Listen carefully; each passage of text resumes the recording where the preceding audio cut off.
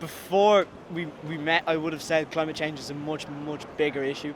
After watching that video, a lot of what he's saying makes sense. The government are talking about introducing a carbon tax, which might mean an increase in the price of fuel, for instance. Is that something you'd be in favour of? Maybe not, because that affects everyone. It's not everyone's fault. There could be a lot of initiatives done to try and help as much as we could with reducing carbon emissions and helping the global warming. I have one video that has been seen 2 million times or so online. If you want to watch it and give me your reaction to it, that would be a big help. These are scientists who mostly believe that recent climate change is primarily due to man's burning of fossil fuels, oil, coal, and natural gas. This releases CO2, carbon dioxide, into the atmosphere, and they believe this might eventually dangerously heat the planet. Group 2 is made up of scientists who don't see this as an especially serious problem. It's the group I belong to. We're usually referred to as skeptics. We note that there are many reasons why the climate changes: the sun, clouds, oceans, the orbital variations of the Earth, as well as a myriad of other inputs. None of these is fully understood, and there is no evidence that CO2 emissions are the dominant factor. But actually, there is much agreement between both groups of scientists. The following are such points of agreement. 1, the climate is always changing. 2, CO2 is a greenhouse gas without which life on Earth is not possible, but adding it to the atmosphere should lead to some warming. 3, atmospheric levels of CO2 have been increasing since the end of the Little Ice Age in the 19th century. 4, over this period, past 2 centuries, the global mean temperature has increased slightly and erratically by about 1.8 degrees Fahrenheit or 1 degree Celsius.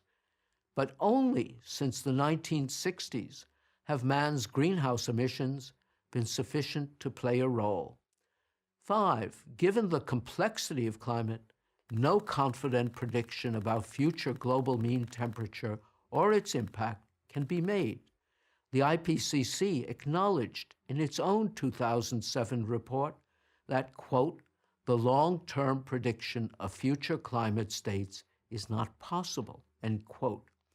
Most importantly, the scenario that the burning of fossil fuels leads to catastrophe isn't part of what either group asserts. So why are so many people worried, indeed panic-stricken, about this issue?